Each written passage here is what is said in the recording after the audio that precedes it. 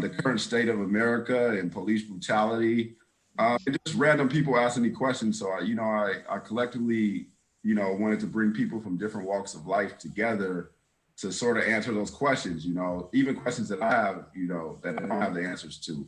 So, I brought all of these wonderful people together, and I, know Mimi from Peace on the Streets from a different, business meeting that we had together. And I think her personality is wonderful for something like this to host. And so, I thought she would be awesome for this project. Thank you, Ramon. Appreciate that. Hi, guys. Thank you for being with us right now in Zoom Theater. I know you guys are on mute, so sorry. And we're live right now on Zoom Theater. We really appreciate you guys for being with us, for our viewers and our listeners. Thank you for your time, as well as our guests. I know you guys could be anywhere in the world, but you're with us, and we truly appreciate that. We have collaborated together in all states and countries. And I'd like to introduce myself, as well as each guest will introduce themselves, so you guys get to know a little bit about them. Their background is amazing, it's insane, and they're so passionate what they do. And we truly appreciate each and every one of you, because it takes all of us together to make a movement, to make a change, to make equality. So thank you so much for being with us here on Peace on the Streets panel. I am Mimi. I am from Peace on the Streets radio show, a WOKB 1680 AM. It's the RB Quiet Storm here in Orlando, Florida. We are Peace on the Streets Radio. We are an independent radio show on a mainstream broadcasting station. And the reason for that is that we wanted to control the rights to media, make sure we control media and media does not control us. Within that said, we truly appreciate WOKB. Without them, we wouldn't even be here. Thank you so much for them, as well as all of you for being with us. We're going to go through each guest. It's a lineup, as you can see, but we really appreciate each and every one of them, very much so. All right, so I'm going to go through my top. Don't worry, I'll say your names, guys. The first one is Cinda. Pleasure. Hi, thank you so much for having me today. I am very excited. I am an actress and a singer, author, and activist. I've been blessed to have a career the last 30 years. Some of you might have remembered the old school Mo Better Blues, One False Move, Dorothy Dandridge, things like that. But it's always been a platform for me so that I could be able to go and talk to people. I do a lot of work with psychology and self-help. I've written a book called Pink Panty Confessions. It's a drink, not the underwear. And that book can be found anywhere. And it's a self-help memoir. I also have a PPC podcast, and where I just talk real talk. And I'm very excited about that, and my music and all that kind of stuff. And this is a very important topic that I feel like I have some special connection with. So I am very blessed to be here. Mimi, Ramon, thank you for having me. And I'm so excited to hear what everyone has to say. Thank you. Thank you. It's such a pleasure. Thank you for being with us. All right, Rizwan, what's going on in the UK? Can imagine what you guys are seeing or how you feel out there, but we're not going to get to that yet. Please introduce yourselves to our listeners and viewers. I'm Rizwan. I'm delighted to meet you all. And I'm here from rainy, windy Manchester, England. Up here in the north of England, and yeah, it's we're still on lockdown here in the UK. Just very quickly, my background is I'm of Pakistani. I like to believe once upon a time I was in a Persian civilization at one point, but yeah, I'm of Pakistani heritage, born here in England, and I graduated in marketing. Became a headhunter, spent 10 years in recruitment and headhunting of corporate tech and business, and found the world of creative arts and culture whilst I wanted to become an activist, if I'm allowed to use that word. And I've always been an artist and an illustrator and a creative thinker, and started designing cultural programs through food, music and art to bring people together. So over the last next phase of my next 10 years, I've been producing national and international work here in the north of England and in the UK, that is centered around cultural narratives, people of color, people of minority ethnic backgrounds, and giving people the platform and the space to showcase not their artistic ability, but for communities and grassroots organizations to come together and be able to represent themselves on an arts and culture stage. So very much around activating Black history all year round, but not only Black history, but people from the East, people from the South Asia diaspora, giving people real strength and identity through visual and performance arts. That's beautiful. You have said so much in one. I really appreciate this because you're really spreading this in music and art. There's so much we need to discuss. Let me not get into it because I am a radio host. I could get into the questioning now. All right, we're going to go over to Mr. Kenneth. Thank you so much for being with us. Please introduce yourself. My name is Ken Wilson. When you say Kenneth, I feel like my mother's in the room and I'm in trouble. I got you, Mr. Ken. I am a trauma surgeon in the city of Chicago. So my words come a little slow because I was up all night long, unfortunately doing what Chicago's infamously famous for. Before coming to Chicago, I had graduated college and university, where I actually worked in the trauma center in Atlanta for many years. One of my passions is not only doing trauma and giving people back to their loved ones, but also tackling not just the physiology of these things, but the psychology as to why people end up in the path of a bullet or some type of intentional violence.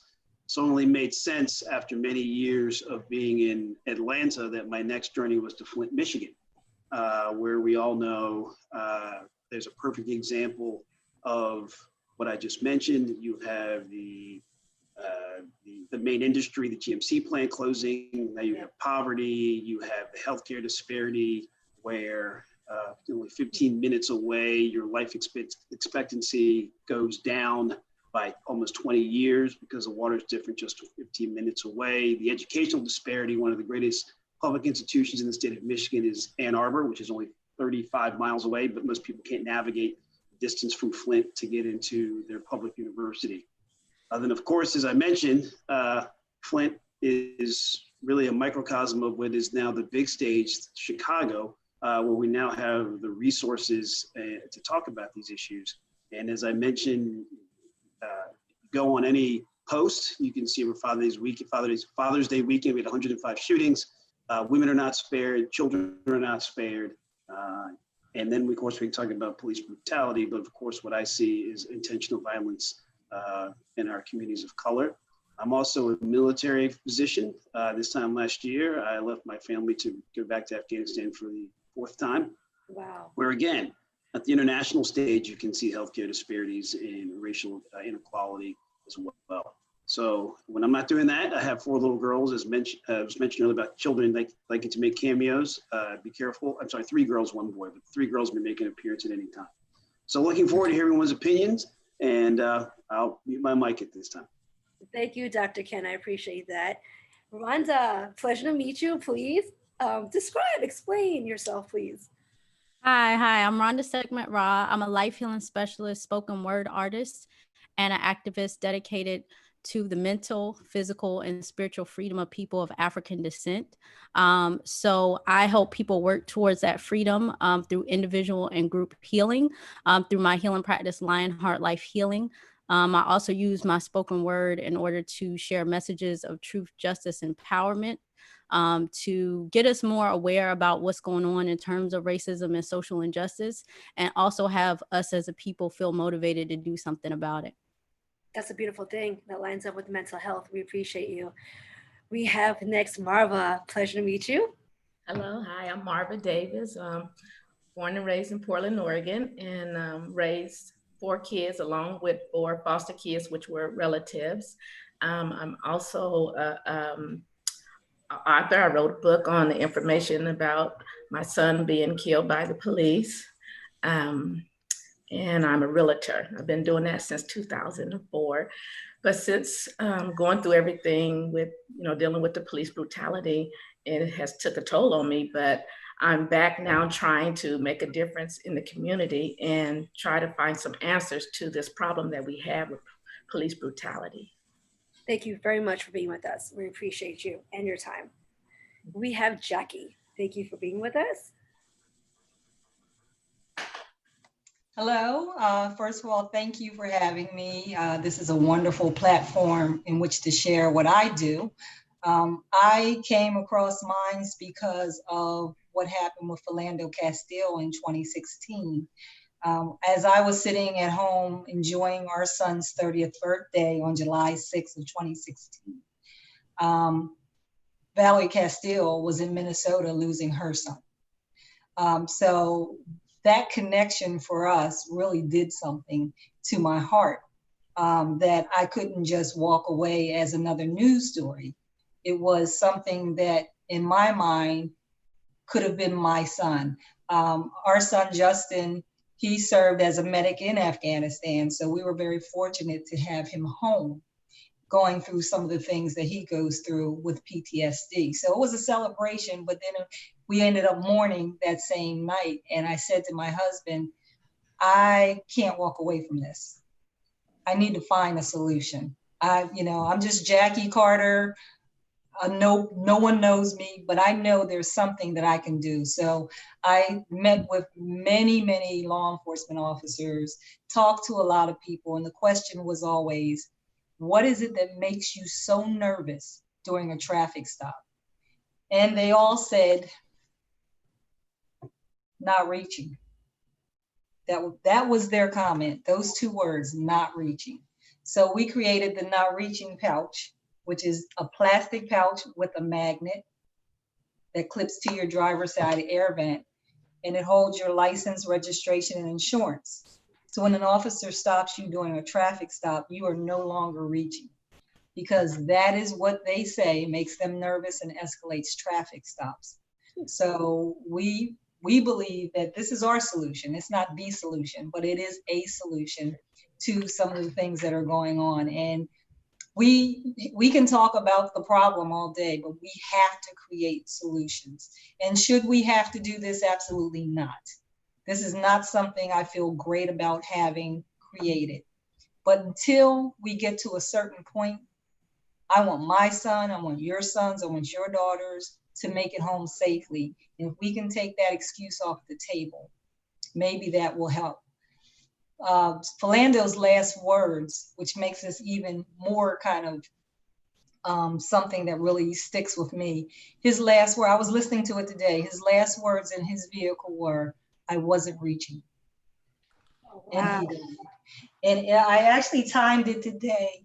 From the time the officer got to his vehicle until he was shot 5 times and said those words was 46 seconds. That's what it took from that officer who came to his car saying you had a tail light out to his murder. So I am working with Valerie Castile, Philando's mother. We come together, we work together. She's also said, if my son had something like that, he may have still been alive. Not saying that it would have, we're just saying it could have been an extra measure. So I appreciate you guys letting me on the panel. I have a lot of different experience that I'm not even going to go into, because the story is about Philando, the story is about keeping our men and women safe. So thank you. Thank you so much, Jackie. Such a clever invention. Thank you for being with us. Mr. Andrew Darling, thank you for being with us. Hey, Mimi. First, thank you guys for just letting me be a part of this. I am a criminal defense attorney here in Central Florida. I am also a candidate for Orange County Sheriff here in Central Florida. I'm an Army veteran. I spent 2 deployments in Iraq. My wife is still in the Army. Dr. Wilson, she was probably in Afghanistan the same time you were. My wife is amazing. And since COVID-19, she's been stuck in Georgia. So she hasn't been able to come home because that's where she's stationed. So hopefully in the next week or so, she'll be back. So a little bit about me. I grew up here in Orlando, Florida. Grew up in what folks around here would call a rough neighborhood. Went to one of the 3 predominantly Black high schools here in Orange County. Really shaped how I grew up, how I was raised. There's a thing that I don't understand about a lot of folks that look like me. I'm just not scared of Black people. And a lot of folks that look like me have just a fear, and it's a fear from not knowing. It's a fear from being ignorant to a situation. But like I said, I spent 7.5 years in the military, decided I wanted to have a bigger impact, went to law school, because whenever you try to have a bigger influence, I guess you just try to go get more education. Like, that's how it works. I worked at the public defender's office here in Orange County for about 7 months. And then I recently started my own firm at the beginning of the year, where I do criminal defense work and rights restoration work. So for me, it's not a campaign thing. This is a way of life for me. Like, I am very active in my community. I'd venture to call myself a criminal justice reform advocate. I mean, I think that's fair. I've spent a lot of time out at the protests here in Orlando. My law firm has offered pro bono services to those who were arrested for the curfew violations. And actually, I'll have some court on those later this week. So thank you guys for allowing me to be a part of this. I know Mimi, she tries to beat me up on the radio as much as she can, bring me into the studio and stuff. But no, I appreciate it. And thank you guys for having me be a part of this. Thank you so much. Yes, we do. We answer you real questions. We really appreciate your feedback, because it takes the system to change, and you're part of that. So thank you so much for understanding, seeing the system, and want to make a change in the system, because that's where we're stuck right now. We have Tamina from the UK as well, correct? Yeah, hello everyone. I'm Tamina, all the way from the northeast of England. I'm from Newcastle. We often get told our accent's like a different language, so apologize if you don't understand anything I say. So I'm a creative freelancer, and I run my own business in women's fashion. We have a clothing brand called Modere. We sort of supply fashionable, sophisticated, elegant women's wear, which is casual and workwear. We're kind of struggling at the moment with coronavirus. Small businesses everywhere are really struggling, and we're one of them, unfortunately. Alongside that, like I say, I'm a creative freelancer, so I run workshops in all forms of art, using art as a tool to connect communities. And also, I'm a spoken word poet as well. I see a fellow poet in the group chat as well. Yeah. So I also use poetry as sort of my platform to spread messages, and I tend to write about sort of personal issues and political matters, things that I feel need to be heard on a bigger scale, on a bigger platform. I'm also board member and committee member for various organizations which are like right in there in the fight against racism. So yeah, that's kind of me in a nutshell. Man, that's a lot. And we appreciate you as well. All of us together, guys, to make a change. That's amazing. Thank you. I can't wait to hear both your feedbacks, especially coming from outside the United States. We have Kwame. What's going on? Please introduce yourself. Hi. Sorry. First of all, my internet is being wacky today.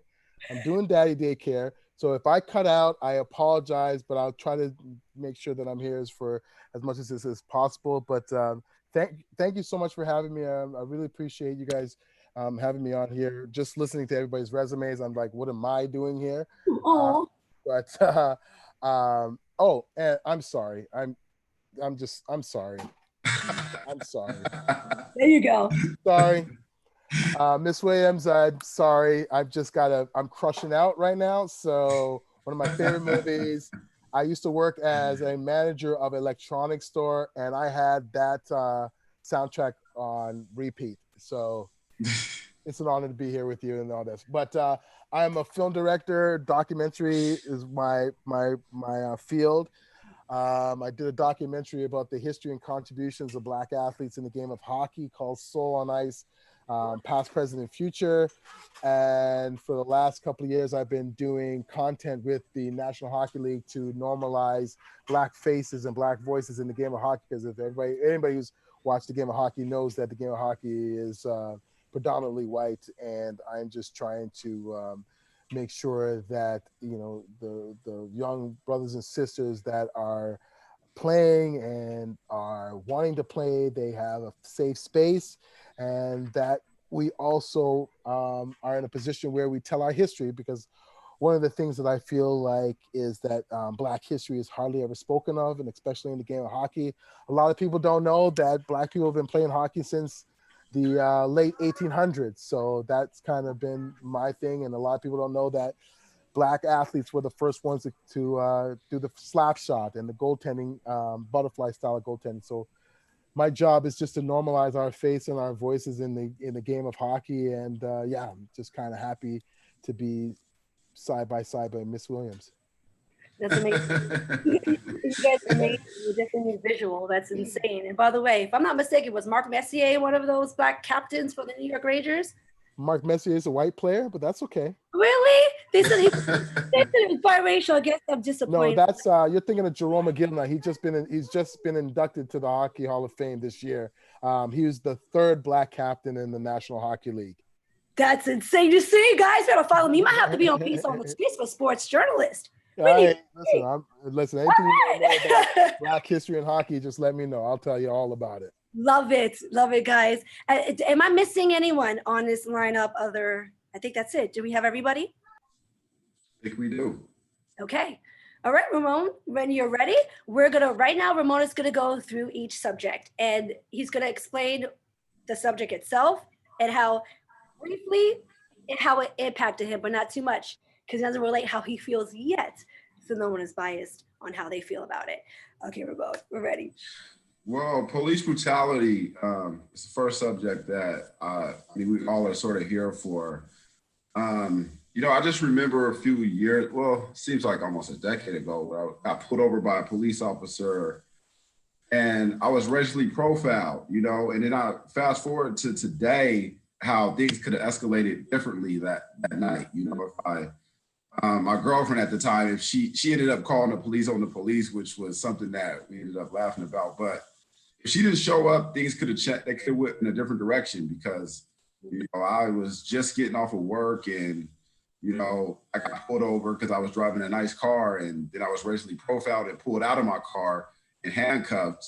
And I've never been to jail before. So I didn't end up going to jail that night, but just thinking about all the cases that we see today, I just, I say that God bless me because I could have been in a different position, so like it's so much to take in as just being an African-American male today in America. I just look at all these cases and I feel as we're almost watching the same picture, it seems like, and when will things change? So like police brutality was the first subject that, I know that we all are here for, we all, should talk about. Then protesting, what does protesting mean to you guys, like in the location that you're in? And COVID-19, how does that affect protesting and what does that mean with like the situation with George Floyd? Like, what does that mean for you guys at the time? In the economy, is this, I have my own opinion about like what, everything means right now. So what does the economy mean for you guys at this point? And where do we go from here? And so those are the questions that I wanted to ask everybody today. And what do they feel about them? So. Yes, and we have William. Thank you for joining us, William. We appreciate you. Sorry for being late. I had like a work conflict, but I'm happy to be here. No worries. Thank you so much. Real quick, William, just a brief description of yourself. Please introduce yourself to our audience and listeners. Sure. My name is William Ibokwe. I am native Texan, but I am currently based out of Portland, Oregon. I am a lawyer, an actor, and a writer, and a policy analyst. Well, thank you very much, William. Appreciate your time and for being with us. Now, within this first question, police brutality, I really, Mr. Andrew, I really want to know how you feel about that. Because listen, I know that you're going right now, you're a candidate for Orange County Sheriff. I mean, you're going for this, to be a part of the system. I really appreciate the fact that you're not in the system per se yet, because you know how to perhaps make a change and understand it from the outside. So how do you feel about police brutality? Do you see that it's pretty high? I know there's more good than bad guys. There's always bad apples in every bunch. We already get that. I know from God's point that there is more good than there's bad out there. But how do you see that, within your field, Mr. Andrew? So So as a criminal defense attorney, I'm gonna push back a little bit, Mimi, on the that bad apples narrative. If you have bad apples in a bin of apples, you don't get a bunch of good apples. You end up with all bad apples. And the way that I see it in my job when I'm representing somebody is I see every instance when law enforcement didn't have a basis for a stop, they didn't have a basis for a search, they didn't have a basis for the arrest, but yet they walk through every single step. And then when the case gets dismissed by the state attorney, there's no mechanism to go back and say, hey, Deputy so-and-so, you weren't doing this. So one of the other things I want to point out too is I have never been a police officer. Okay. I've been deployed twice to Iraq when I was in the military, but like there's no place here in Orange County, Florida that is at war. And I think oftentimes when we get to the police brutality conversation, it's because a lot of these officers and deputies are coming to work already on 100. They're already there. And for those of us that have been in combat zones, you understand what that does to you. You understand that that is something a person can only do for so long, and then you have to reset. Our current law enforcement, they're trained at the very beginning of their academy. They're shown the 20 to 25 absolute worst scenarios that could possibly happen to them, their first experience in the academy. They're showing the videos from all the way back to the 80s where it was the one time where somebody was in a car. And I mean, think about it. We've had literally tens of millions of traffic stops over the last couple of decades. And they're shown the same few dozen when they went all the way left and when somebody did have a firearm and tried to attack the officer. So the first thing we have to do is we have to get officers to come to work, not on 100.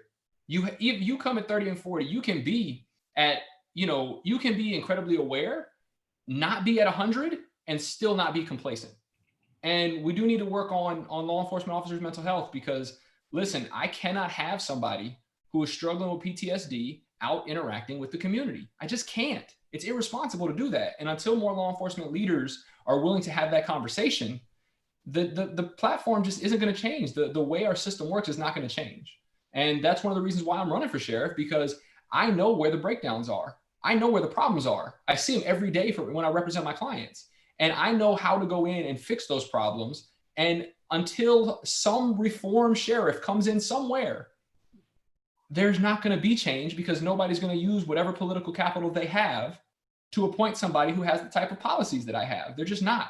So it's going to take the people to put somebody in office to do that. Absolutely. Thank you, Mr. Andrew, for your time. I appreciate your feedback. I want to actually go to Cindo on this. I'm sorry. Do you mind if I'm sorry, Mimi, do you mind if I just add on to what Andrew said? Please do. Absolutely. Okay. Sorry. The reason why I wanted to add on that, I thought, Andrew, that was great what you said, because before I started working in the entertainment field, I went to college for law enforcement. I was going to be a police officer. Oh. That was the thing that I was going to do. And I walked away from that because of what I saw when I was going to school. And like Andrew said, they're on 100. And I am telling you, when you're in school with these guys, like you see how intense they are. They are so intense. And I'm sorry, my son's in the background there, but they're intense. And we used to work at like a security, working as security. And these guys, they just wanted to get in the mix with somebody. And one of the things that I also used to see was, Hendrix, hold on 1 second, please. I'm so sorry. I am so sorry. One of the things I used to see, I remember one thing, in our lunchroom, guys would come in and have their lunch and they put in the VHS tape and they would watch hours upon hours of the show Cops. That takes a certain mentality. That mentality is telling you that they are going in one direction and one direction only. So I just wanted to say, Andrew is right on the nose. And I was in that field, and I know my adrenaline, how it used to get when I had to apprehend somebody. You just have that power surge, and I can't imagine what it must be like when you have a gun as well. So I just wanted to say that, and I'm sorry for my son asking for bananas. No, I appreciate that. And by the way, I think they canceled Cops right now. Yes, Can I bring something up too as well, if you don't mind? I want to come at another perspective. I was a grand jury court reporter in DC and Virginia. So I saw everything. I saw it from the prosecutor side the witness side and the grand jury side. And I think until you get that kind of perspective, you really don't know what's going on inside that courtroom, which is very, very important. And one of the things, and I'm gonna push back a little bit, Mr. Darling, but I do want to talk to you too. So, because I think me and you, we can do some things. But I ran across a lot of great officers. I know there's the good apple, the bad apple, to put the apples together, and this is what happened. But I can't say that, and I won't say that, because I know men and women who go out there every day to try to make a difference. But what happens is we get those who, you know, make it hard for them. I have a friend of mine who was on MPD, and this goes to your point as well as, where'd he go? Is he still there? He must have left. There was an incident. He's on a special task force, right? You know, one of those, you know, gun recovery units. They go out there and they're hard, you know. So he runs up on this guy who, you know, racially profiling. You're saying he has something on him. He does such an evasive search on this guy that it looked like he, excuse my language, people, but it looked like he had his finger going in his anus. Wow. And the guy kept saying, stop, stop, it's on camera. He does it again. What really got to me was that the other officers around him stood there like, they do it all the time, right? This guy got fired. One of the most conscientious officers who said to me, this is what we were taught. Wow. Okay, this is what we're taught to do. Doesn't mean that they're bad. They are taught that, and everyone around them does exactly the same thing. So the training is the key part. And I agree with you on that. That training at FBI Academy or wherever academy has to be changed. But I ran across, I have literally stories to tell of what goes on in grand jury, how the jury perceives what's going to happen with George Floyd's case. I'm telling you, be ready for it. If a grand jury does not indict, don't be surprised. Wow. Do not be surprised. I know that's a huge case right now, or yeah, it is a case. It's going on right now. Cinda, I know you've been affected personally. Can you please release how you feel in regards to police brutality? Well, you know, as a child, I grew up surrounded by police. My father was a CPD officer for most of my childhood. And so I witnessed how good policing looked. My dad had one of his earliest partners just happened to be one of the wizards of the KKK. And they were put together to work with the different communities because Chicago is extremely segregated. So my father had the South Side, he had the North Side. But what used to happen back in the old days was the strong police officers like my father pulled a guy aside and said, look, we're gonna work together, blah, blah, blah. But I'm gonna watch you. And if you do certain things, we're gonna have issues. And my father, he was no joke. He was kind of hardcore. He might knock you out, okay? He was not one for holding back. And so these two men ended up becoming friends. We used to have a Ku Klux Klan up in our house having dinner. So it had become a community because of this friendship. And community policing is where it begins. Charles Ramsey and my father worked with Charles Ramsey in the CAPS program in Chicago, and things were different. When Harold Washington was mayor, you had to live in the communities that you were policing. You knew the people. If say the guy that killed George had known his grandmother and carried groceries for her, might he have thought a second thought about murdering this man? They don't know each other. And one of the things I remember my father saying over and over again is, they are taught that if they pull their gun, it is to kill. They don't pull their guns to maim. They don't pull their guns to stop anybody. They pull it to kill. So that is what they are taught to do. And it begins there. We have to reform and change the way the policemen are taught. And like the gentleman said about mental health issues, a lot of people become these positions just so they can be in a position of power because of a bad childhood, because of mental issues coming into it. And so mental health can't wait until someone kills someone or hurts someone. It has to begin with mental health before you get the job. And I think that is a huge issue that they've got to fix. Right. I know that I've always thought it was shoot to disable, not shoot to kill. And so that's what it seems to be.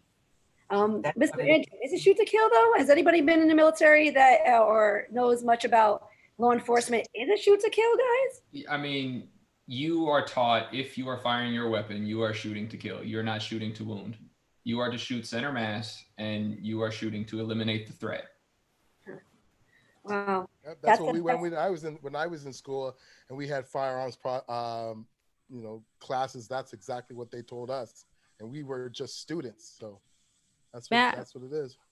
May I add something to that from a mental health perspective?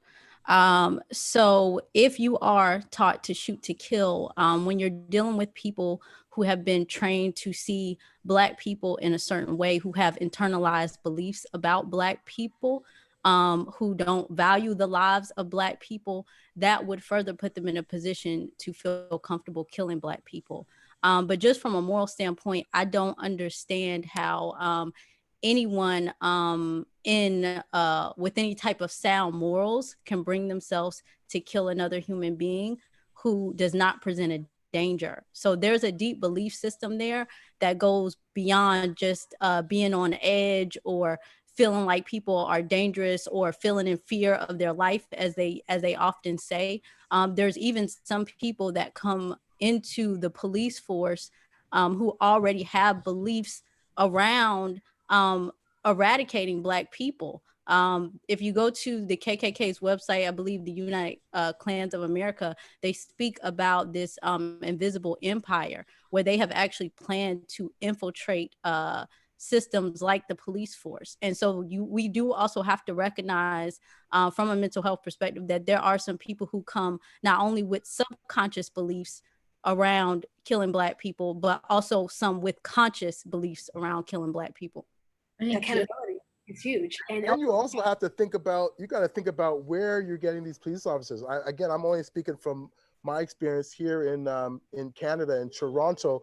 We had these small little towns, like it would be called like Lindsay or London, Ontario, these small towns that were predominantly white. And these kids that had these dreams of being police officers only saw policing from television or stories, and then they saw Blacks from a different perspective from what they know. I went to school with some white guys, man, like they would look at me like, oh my God, you're actually the guy on TV. And they were just fascinated by us.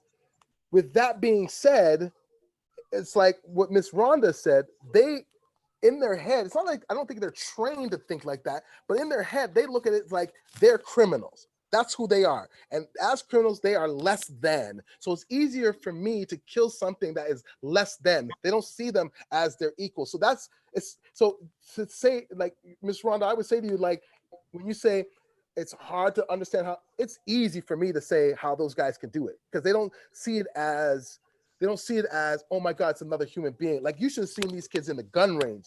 Boy, they used to just love to let off those shots. And you can just see in their eyes, they're not looking at that paper. They're looking at, I'm in a situation where it's dark at night and some guy comes around the corner and I have to take him out and it's me. And that is the mentality of this class. And somebody had just made a statement saying it's too easy to be a police officer. It is way too easy to be a police officer. I am telling you, you don't have to have any type of, like, listen, I couldn't do it. I had to say to myself, I can't rock with these guys. I can't be a conformist. It's too easy to be a police officer. Oh, maybe that. I would like to piggyback off of what he just said, because the officers that I've dealt with in grand jury and MPD, that was one of the questions that we had. It's like, you know, has the standards been lowered?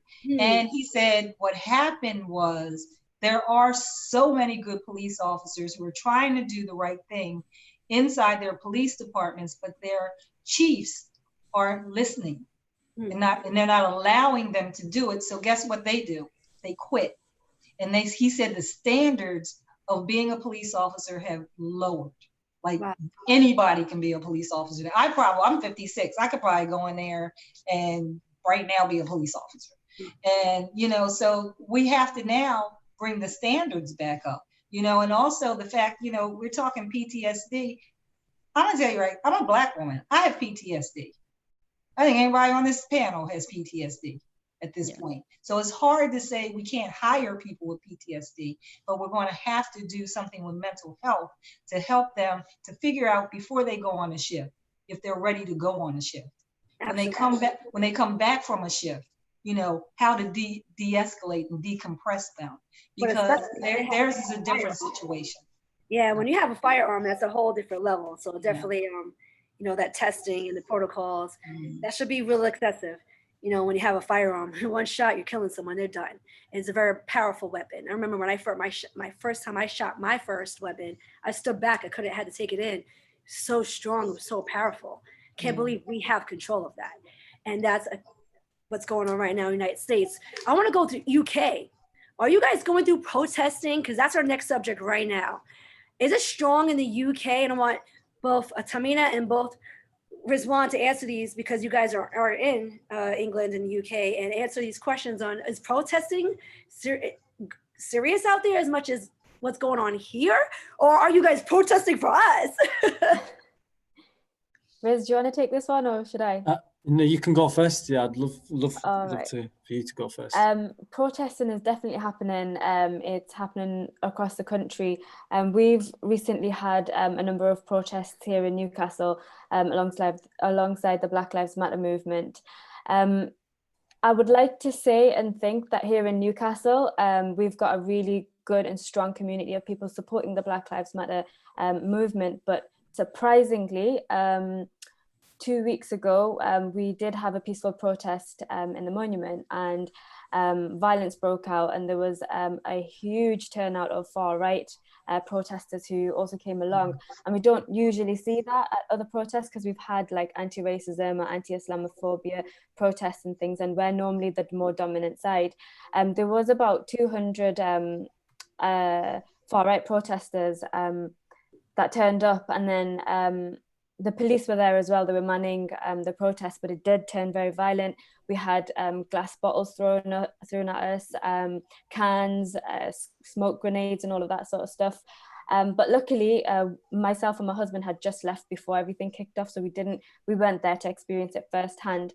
And there's something else that's happening is there's been vandalism of statues.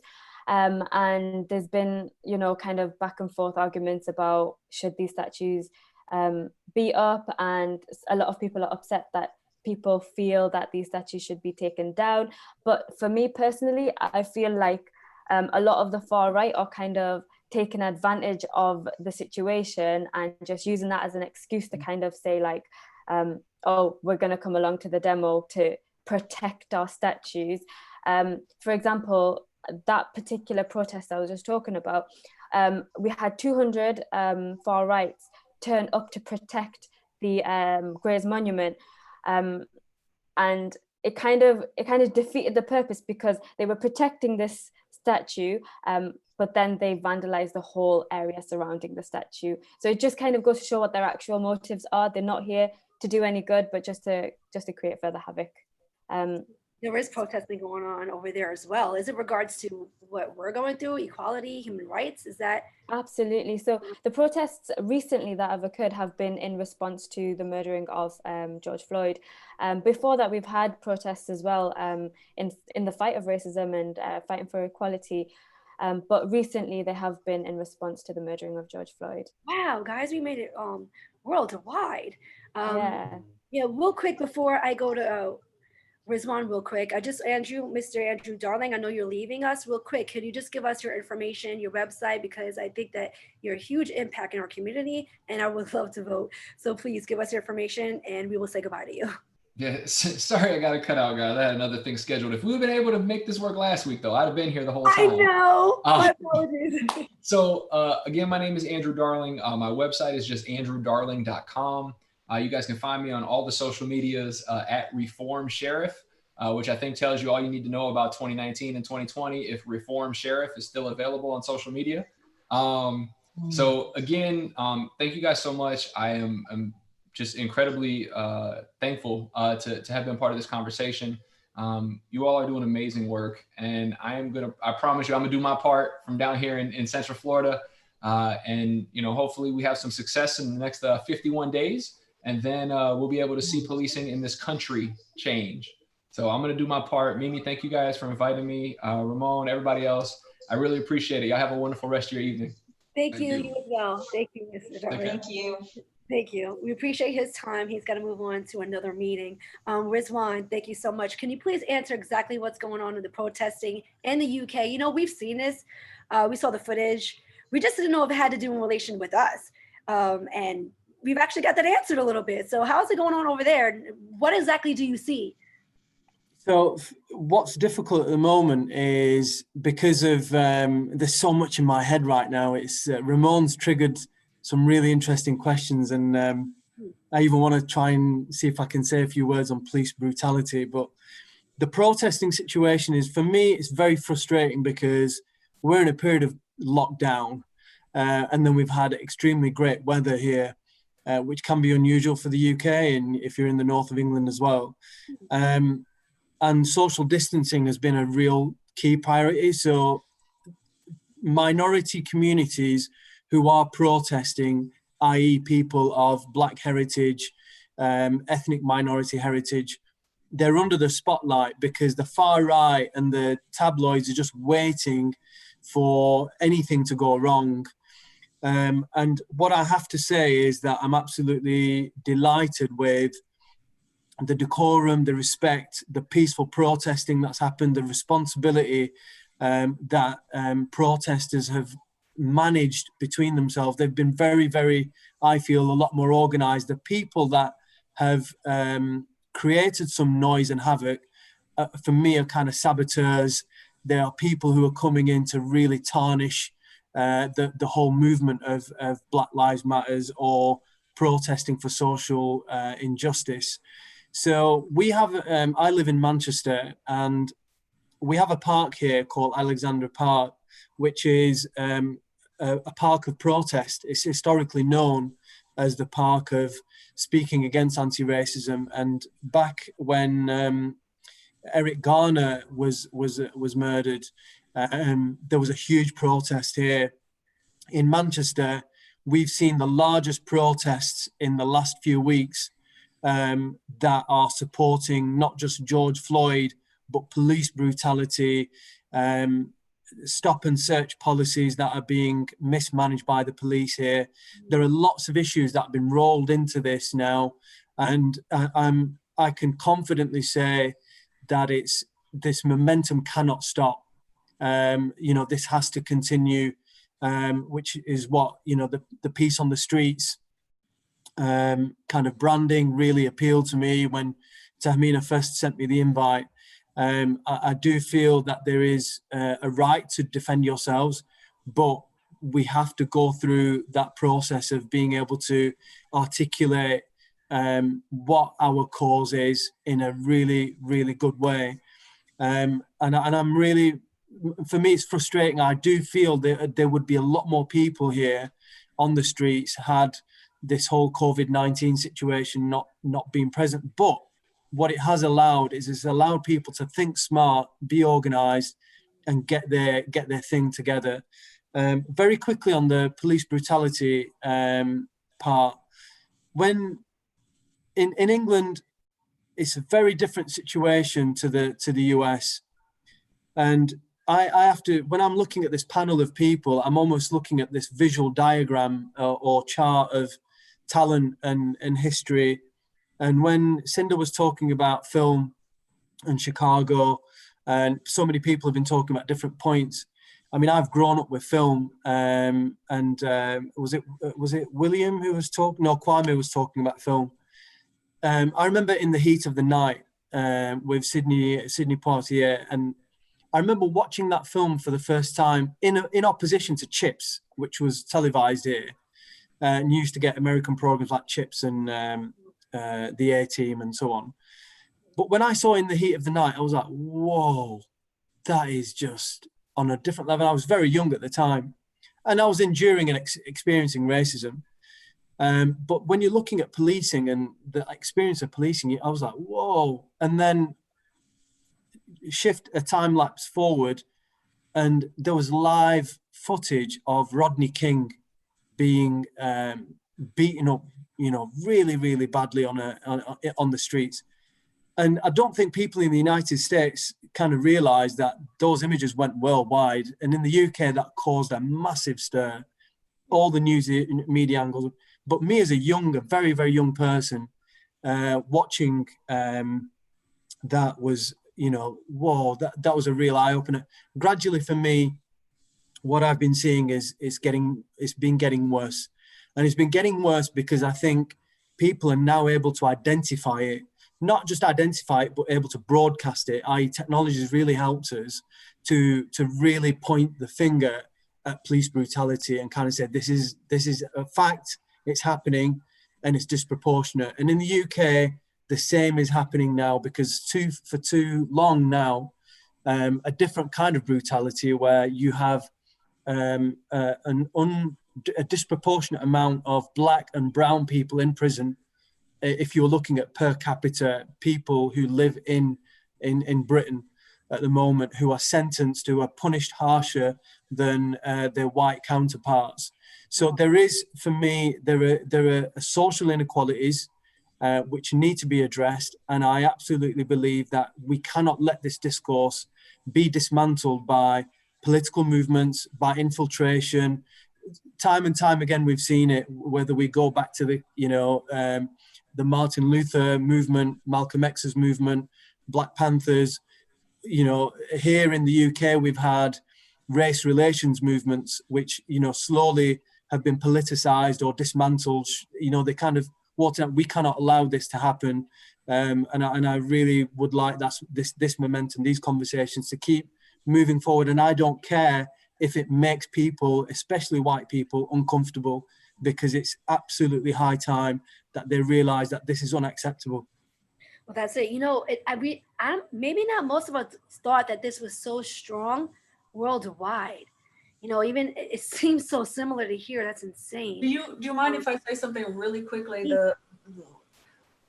It isn't worse as far as I'm concerned. This has been going on since people of color left the shores of Africa. This is just ongoing. It's just now we can see it. Now we know it's happening. It's always been horrible. It's always been this ugly. It's just now we know, and we can't stay comfortable anymore. So now we have to do something about it. These movements, they come and go, but this one cannot go because we are now aware of it. We see it, and not just people of color, but white people, all people see it. For those that choose to say, I'm a racist, now that's the new thing here. All these white people saying, I'm a racist and I'm proud. And you know what? Thank you for telling me. Now I know who you are. But all those people that are white people, our brothers and sisters that are white people, my other side of my folks, now it's time for us all to come together to make these changes that have been an ongoing problem for our existence. I just want to. Yeah, and I think I'm really sorry. I didn't mean it was getting worse in terms of what I meant was it's getting worse in the sense that we can actually now see it, what's happened. Even with the arrival of migrants here in the UK. I mean, when the black and brown communities came here in the UK. It wasn't documented that the brutality by ordinary people, not police. This is by people who were far-right activists who were killing and maiming people of colour. And I totally agree with this has been going on.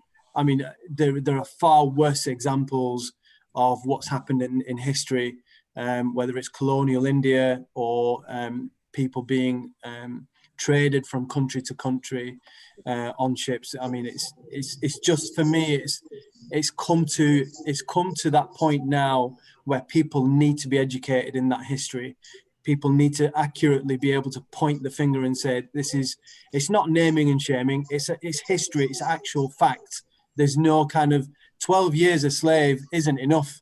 You know, it's that the films are great, but they're not enough, because I do feel, it's kind of my last point here on film, I do also feel that films desensitize people to that kind of, that kind of experience of, your detachment. It's not until you actually physically are able to experience it with other people, talk and learn and educate, you need to kind of not be switched off in front of a, eating popcorn and trying to enjoy that kind of experience.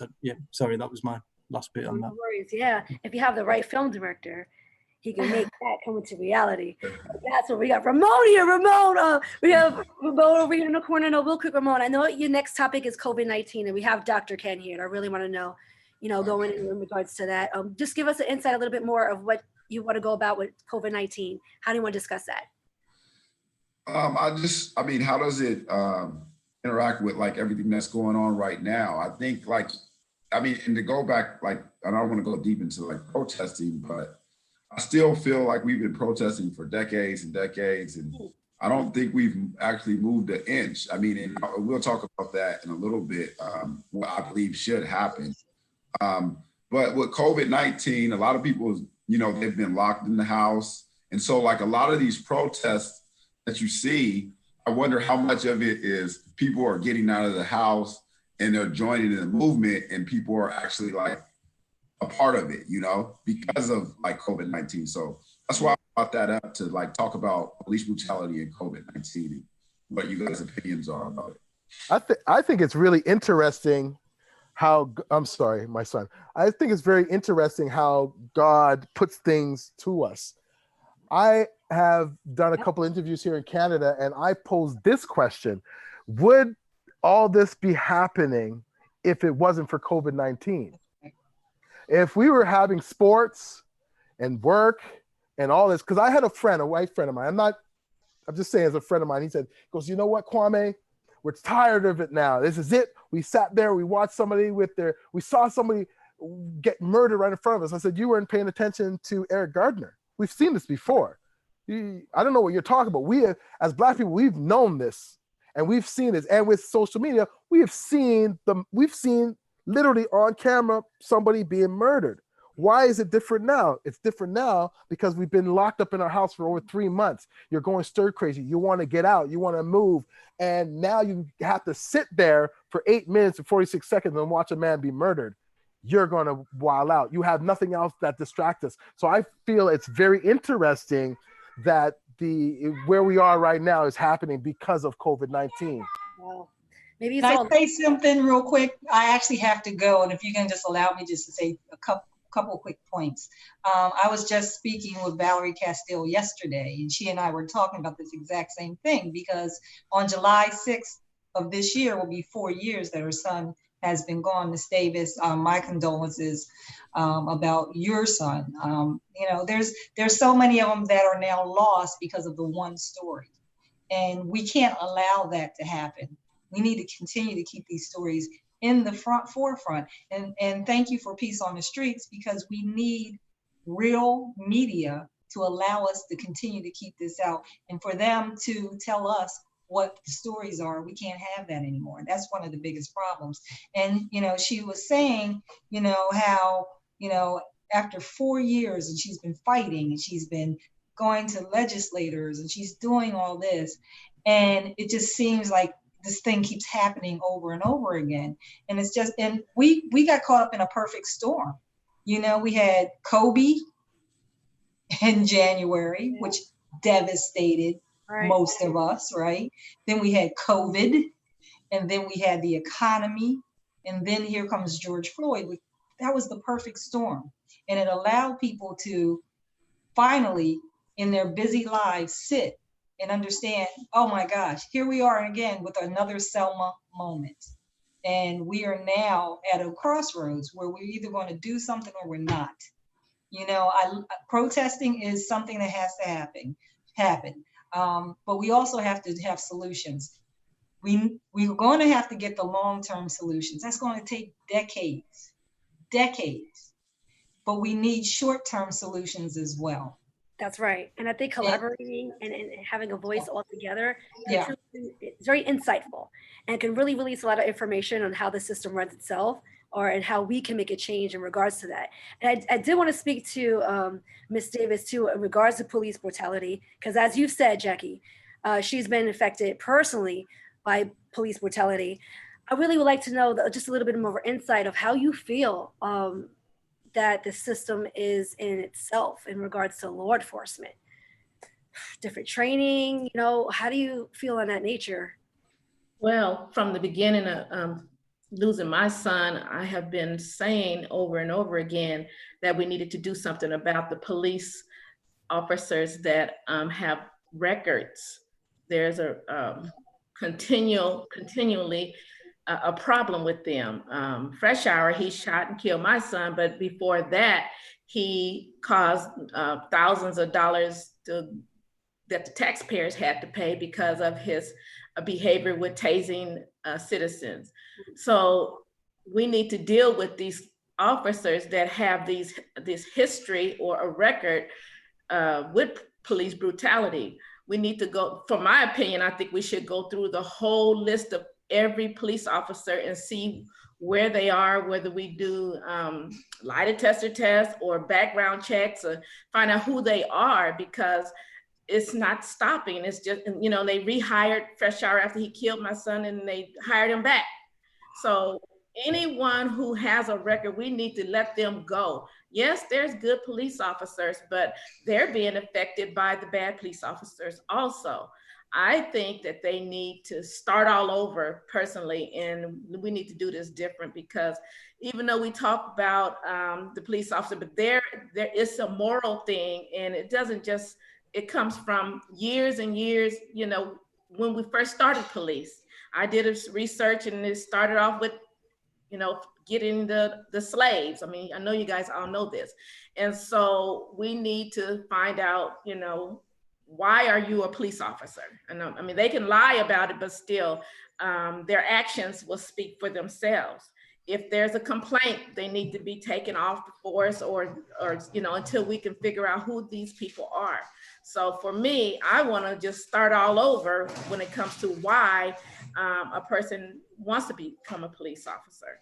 And then it's not just the police, it's also the court system. Just the foundation of it all is just bad. Just the whole setup itself. I mean, training needs to be changed is what I'm seeing for solutions. Background checks need to be changed. I mean, if you get a ticket or get arrested or have a complaint, that should be automatically reviewed instantly, like any other job. You know, if they have a harsh background and they get hired, even social media should be looked at. That's what I was gonna say. Everybody else, every other job looks at social media. How come they don't look at social media for that? Exactly. That's why it should be even more harsh on them. They have firearms, guys. This is huge. Dr. Ken, what's going on with COVID and the protesting? By the way, have you received any higher COVID patients because of protesting? Interestingly enough, COVID is, and I mean, I answered your question, the first part first about what's going on with COVID. COVID is an example, especially in Chicago, of what we're all talking about today, that this country is basically founded upon white supremacy. Because what we saw initially with COVID was a quick reaction to the point that the Vice President of the United States was involved. And then after a while, we realized that the people of color were disproportionately impacted. And next thing you know, that people were standing with assault rifles to get out of the house. So I can tell you that in the city of Chicago, that it was mentioned by Ms. Williams that we have the south side and the north side. North side, affluent, south side, not affluent.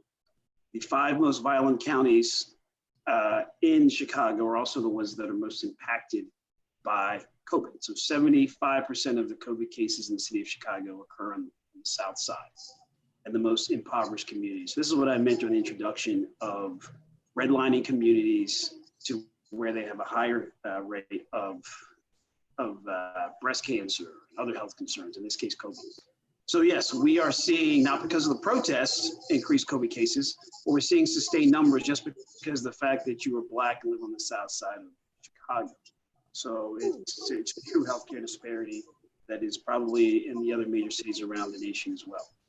It also goes to the fact that now that we have this going, we have at the highest level, the President of the United States and the Vice President is a military man. I'm not supposed to speak out against the President of the United States, but as a physician, I'll speak out against the obvious. There's a dog whistle to those who are white to say, get out there and live your life.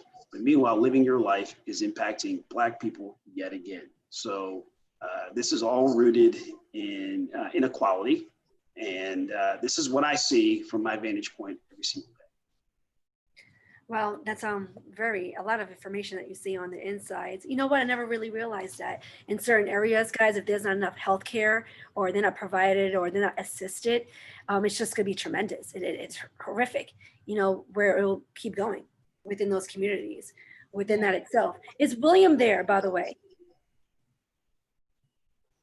William is here. All right, William, please. I want you to just give us a little bit of your feedback, a little bit on police brutality and what you've heard so far.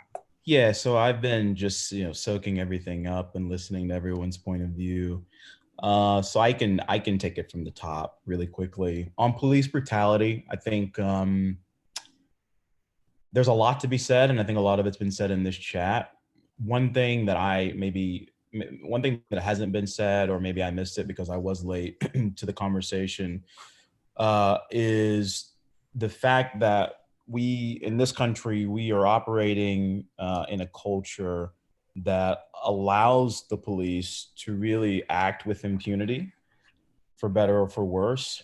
And so throughout my last couple of months, just thinking about police brutality and watching the way that the police have responded to the protests and looking at the individual cases, particularly Breonna Taylor's and then also George Floyd's. One thing that I've been thinking about is consequences and incentives to behave within the system. And I think that's one thing that's sorely lacking with the way that we treat policing in this country. There are very few occupations that I can think of, and that's probably because there are very few occupations that exist in this country where individuals, especially individuals that are agents of the government, get to act with near impunity. And when you allow people, to do things like misbehave on a spectrum of really minor things like writing people tickets or pulling people over when they didn't deserve it, all the way to killing them. When you do not allow for consequences, there is absolutely no incentive for that behavior, to discontinue.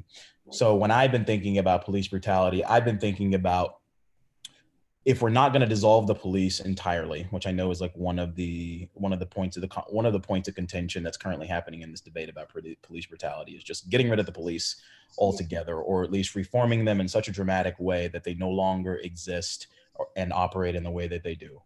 If we're not going to do that, then what are some things that we can do within the system to create an incentive for police to behave such that the amount of brutality is driven down in a substantial way? And so I thought about 4 key ways I think that this can happen. The first and what I think is the most important way is that the police unions in this country have to be busted. And I know that's really hard for liberals because liberals love unions. I mean, we are the party, liberals are the party of unions, right? A good union is the reason why we have the 5-day work week, the 9-hour work day, rather than people working for extraordinarily little wages for 80 hours a week, right? But union is job security. Union is job security, but within the context of police unions, it's job security maybe when you shouldn't have a job.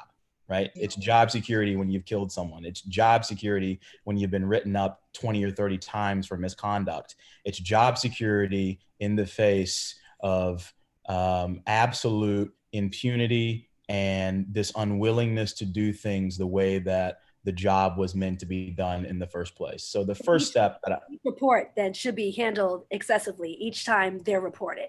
Totally. And I think that starts with, you got to bust the unions. And the reason why you have to bust the union is because the union's the most powerful and the most vocal advocate of getting all of these police officers who should not be police officers back on the job, if not within that same department where they committed the crime, in another department very nearby, right? So like police unions are extremely powerful. I think they're probably the most powerful unions in the country.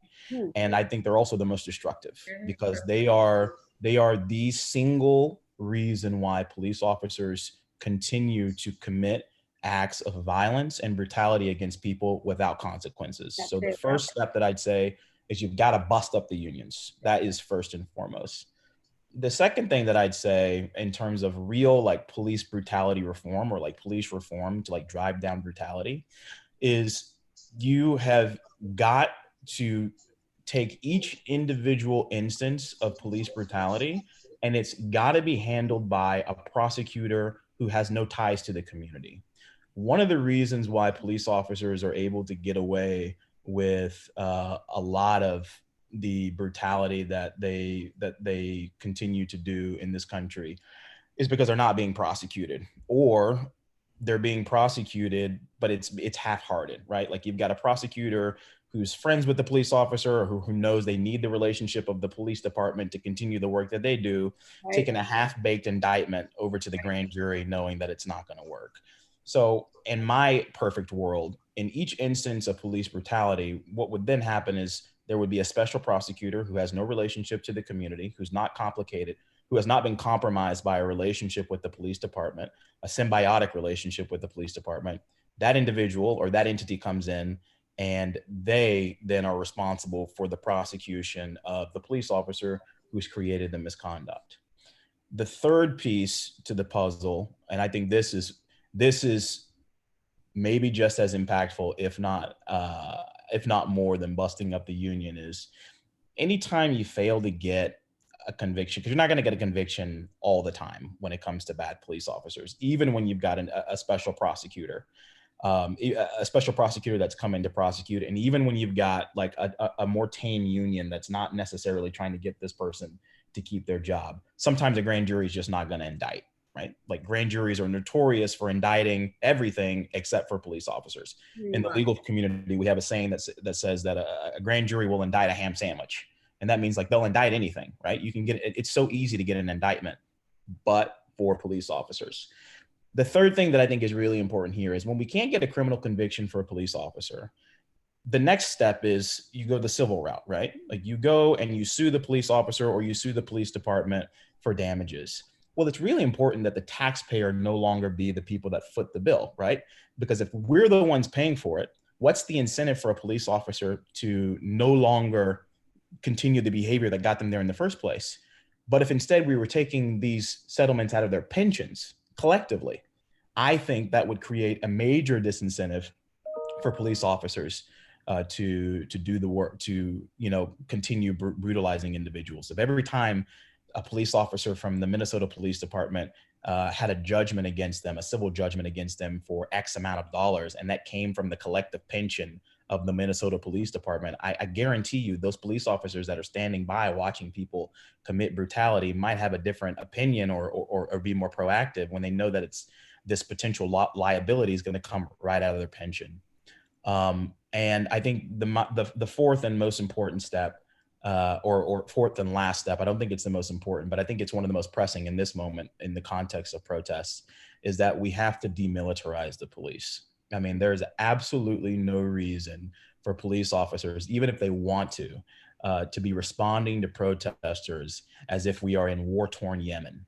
I mean, these police officers coming out with riot gear, with semi-automatic weapons, with weapons of war that have been banned by the Geneva Convention, but that are showing up in the streets of the United States. I'm talking namely tear gas. For them to have the capacity to unleash that kind of response against largely peaceful protesters, I think is not only problematic, but it also creates this tension that might not have necessarily been there from the beginning.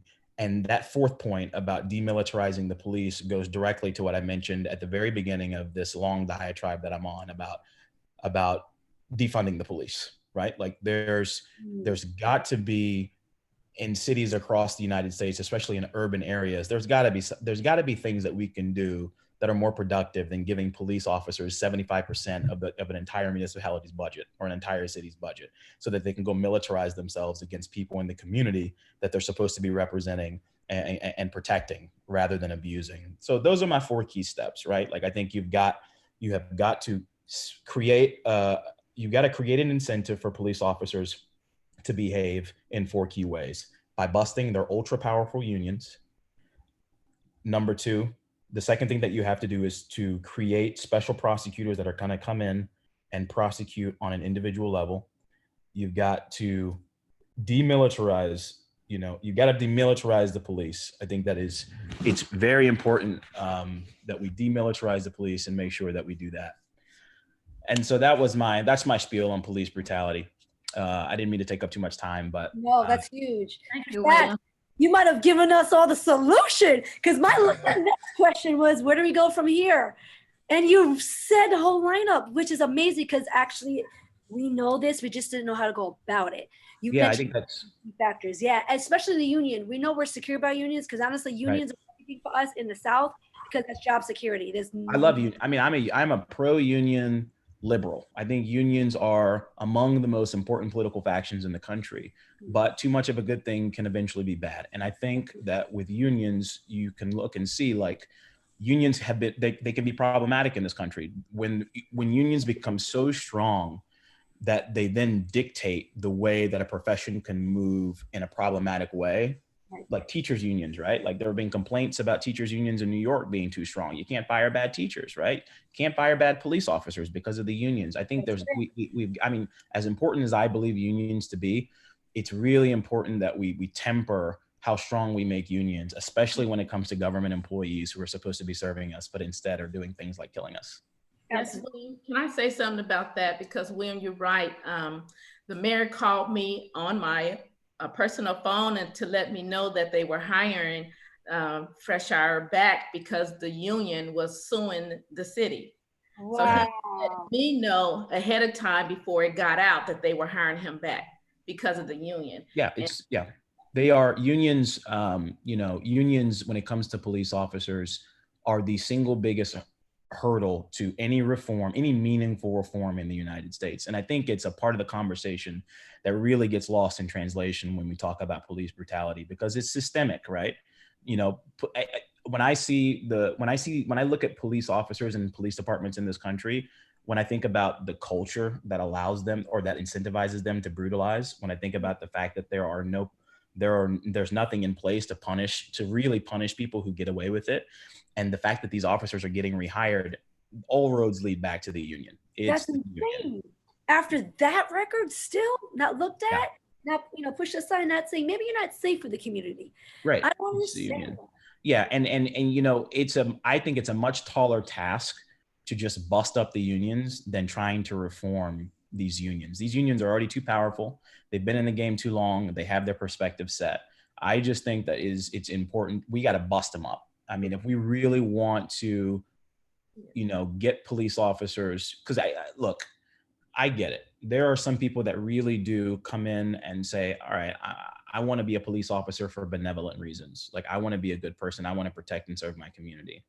But what we're talking about here is we're talking about systemic roadblocks and cultural issues, right? So like, I think I'm a pretty decent guy, right? Like I've got a bunch of flaws. But I think I would be a good police officer in theory, right? What I'm not confident about is my ability as a good human being, a person that wants to do right, to walk into a culture where everything that I stand for is antithetical to what I believe in, and then still come out of that doing good things, right? Like you are only going to behave in ways, it's like, this is the last thing that I'm going to say.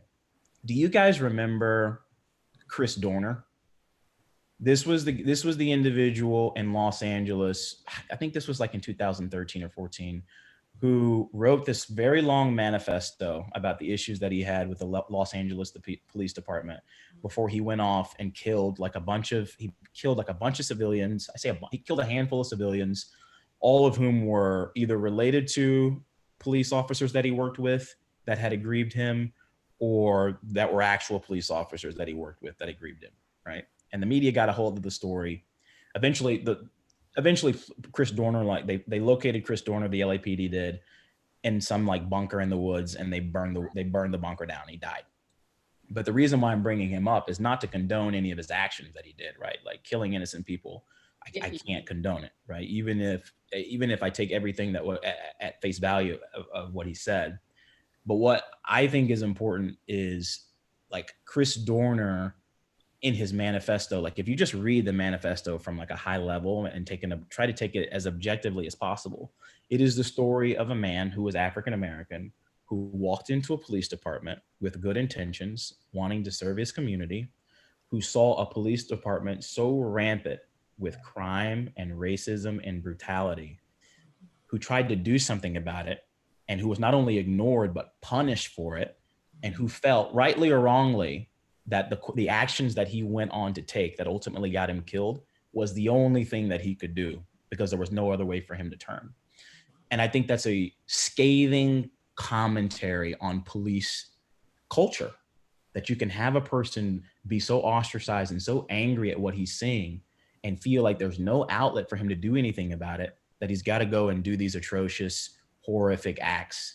And so whenever I think about police brutality, and I think about like otherwise good people who walk into police systems and police culture trying to reform like their community or the police department itself, I think as benevolent and as steadfast as you may be, you are ultimately going to succumb to the culture, because the culture is the culture, right? I think the bad apple analogy really works for police officers. When you go out and harvest a bunch of apples and you get 30 apples in from an orchard in one basket and 2 of them spoil, you don't just eat around the spoiled apples, you throw them all out. That means you've got to redo the culture, because one bad apple really will spoil the bunch. There's a reason why my father, he was a detective for a short time, but there was a reason why he stayed at the level he was, because he fought the system from the inside. Right. He didn't get fired, which was pretty miraculous, but he fought it. He fought it, he was strong, and people respected him, so he was able to do it. But that is not typically the case. Yeah, it's not. They are a gang. They are a gang, and if you don't fall in line with the gang, then you will either get fired, get killed, get hurt. You gotta fall in line with the gang. Yeah, it's a blue wall of silence, and you know they're pretty open about, you know, this is a brotherhood, you know. It truly is a brotherhood. I've known a couple of officers that actually came on my radio show, and with their attorney that went against their own police department, and it's because they saw that their sergeant was selling narcotics with gang leaders here in Florida. Who knew? Like right here in Orlando, and right under our noses. And they asked, "Can we go on the air? Can we speak about it?" I said, "Absolutely. Since we're independent, we can do what we want." We brought them on the air, and they were not afraid to tell their case. But let me say, they were definitely set up by the system, that they almost lost their life, but they did lose their job. They did get arrested for going against their own brothers, and they had to fight for their life. Let him have a voice, and God blessed him. He had a lot of letters written to the judge, and the case was dismissed. But because of that, since 18 years old as being a law enforcement officer and now 35, he quit and never returned back to law enforcement again. That's just pretty sad to say, that they go against the good guys, pushing him out while the bad guys are there still, and he's still there. Totally. Yeah. That's my spiel. I try to be like, I try to always think about solution-based steps to take, because I think we can all identify the problem, right? Like the problem is that people are being killed and people aren't being punished for it, right? But it's like, well, what can we do moving forward? No matter how like theoretical or politically impractical it is, like in a perfect world, if we could do what we think we needed to do to solve the issue as immediately as we could, what are the steps that you would take? And those are the That's steps what we that I say take. now. Where do we go for now? We can't protest forever. So within that nature, you've already named a lot of how the system works itself. But who makes these changes? Who do we go to? Do we go to our city officials? Do we vote for our city within first before the presidency? Because we have a question about how that elections go. Right. Well, just like this is me putting my lawyer hat on now, like policing is the province of a state, right? Like there is no real federal police power. So to the extent that you want to see anything done with your particular police department, the union that represents that department, it starts with your local elections, right? Like every single thing that we have seen in this country with regards to police brutality could have been either changed or stopped at the local level, right? Like DA, that's a local election, right? That's your city's prosecutor. That's the person responsible for making the decisions regarding who gets prosecuted, who gets thrown in jail. DA, that's local election. Often, we had a sheriff, a person that was running for sheriff's office here earlier, right when I was here. Yes, he was. Yeah, local election, right? Wow. Like your governor, your attorney general, your state legislature, and your highest state court. These are the folks that are going to be making all of the decisions concerning what your police department looks like, how much of the budget the police department commands, who's in charge of the police department, your sheriffs, the police chiefs. All of these things are local elections. And I'll be the first to tell you, like, presidential elections get all of the fanfare. And a lot of that makes sense, right? Like for a long time, we've believed that the president is the most powerful person in the world. And I still think that for now, the United States president, at least symbolically, is the most powerful person in the world. I agree. They can do a lot. They can do a lot, right? Like, but one of the things that I think makes this country so unique and so great is that it really is, if you think about it, we are 50 different countries in one, right? There's 48 contiguous United States, and then there's Hawaii and Alaska. Each one of those states has a governor, has a state legislature, has a high court, has multiple courts, has multiple cities with their own mayor, with their own governing body. Oftentimes it's a city council. Each state, this is one of the only few places in the world where you can go to 50 different places, 50 different states, and they can feel completely different, right? But we're all still the same country. Right. And the reason why I think that's important is because if it feels different, it's because it is different. And if it is different, it's because the people there are different and they've decided that they want their government to look different also. It's the reason why Florida gets a lot of shit for being absurd, right? It's like this state, anybody can do anything over there, right?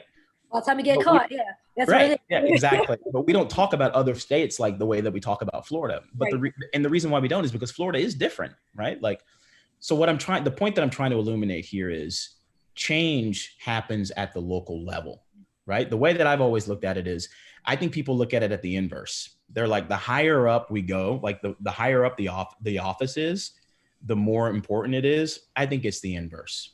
The closer you are to the office, the more important and the more impactful the office is to you. So your city council, your mayor, your DA, way more important to your everyday life than Donald Trump or Barack Obama or whoever, or Nancy Pelosi or Chuck Schumer or whoever these folks in DC are. Not saying that they're not powerful and that they don't have a huge impact on the way that we live, but the people that are running the city that you're living in, taxing you the way that you're being taxed, those are the people that are the most important. So to the extent that like all of these things that I mentioned can change or will change, it's going to start at the local level. It's going to start with the progressive DA. It's going to start, with a progressive governor. It's going to start with a progressive legislature and Senate in your state that come together to make these things happening. The president of the United States cannot do anything about a police force in Minneapolis, Minnesota. Can't do anything about a police force in Austin, Texas. That's your governor. That's your legislature. That's your court. That's huge. And this is why it's so important that we relate to vote for your city officials. As Peace on the Streets always have candidates that's on air. We're non-biased, so we allow them to come and voice their opinion, as well as we check their background and make sure that we really like their movement of what the changes they make. Andrew Darling was here. He's actually a candidate for sheriff, and we're really proud that he's with us. We feel that his change and his agenda is real strong, as well as he also has made changes. Monique Orell, she's also a candidate that's running for state attorney here in Florida. We had the pleasure to have her on our show, as well as she's our friend. And now she's running again for state attorney, and she's made a change with Jay-Z McMills in the prison reform back in PA and New York. So they're with Peace on the Streets. And they're right now, shooting for candidacy. So please vote for these local officials because they already have an agenda on how to change the system, and they're changing the system. We've seen them already in action, and we also see how relatable they are to us, the community. They're willing to come on Peace on the Streets. That's amazing for them to come on an independent radio show. So we definitely want to close this down. We don't want to speak for 2 hours, but guess what, guys? We have solutions. There's a lineup of right now of solutions that we just went over. I hope that we were listening to this because it gave us a lot of insights of what's going on inside, as well as everybody's opinions outside. And I want everybody to follow each and every one of these individuals because they're making a change in their community. And this is what is important for us to get together and stick together, share each other's work, and make this change. Before we go, Ramon, before you do your closing, I want to, again, go down the line of everybody just having your closing, just introducing yourselves once again, in your platform, how can we find your work? I'm going to go to Cinda. Thank you very much for your patience. Hi, just one quick thing I will want to say. When Ramon and I were working on writing our screenplays about our stories that we were trying to tell, one of the things that I thought for film, that Rizwan, is instead of focusing on the trauma, the sadness, the tears, the anger, we need to start being rational thinkers and think about the solutions and showing the lives of people. I think that will go a long way if in our storytelling, in our spoken word, in our movies, in our music, we are telling stories about real human beings, not just the famous ones or whatever, but telling real stories. Like if we told Philando Castile's story or your son's story, telling people, showing people in this world that these are real human beings with real lives and real dreams. And I think that will go a long way to helping also in an entertainment and a creative way. So teaching people who Black folks are, not just, Cliff Huxtable or the gang lord, but real human beings with real dreams. Okay, Cinda Williams, PPC podcast on all platforms, and you can find me on Facebook, on Instagram, Cinda Will or Cinda Williams, and thank you for letting me be here. Absolutely. By the way, I have to bring each and every one of you as a special guest on my radio show. So I'm going to grab your information because I think you guys are doing incredible things. I love it. Rizwan, thank you so much for your time and for tuning in from the UK. I love hearing what's going on actually over there. I love to hear your feedback. It's just really, really important for us to know what's going on worldwide as to come up with a plan, guys, for our own agenda. So please, again, give a little closure of who you are and how can we find your work, sir? So you can find me on Instagram. I'm very lazy on other social media platforms, so I tend to just try and stay on Instagram and let the news feeds filter out to Twitter and Facebook. So it's Rizwan, so it's at Rizwan Iqbal, and my I is with a Y on my Instagram because I couldn't get the I. Wow.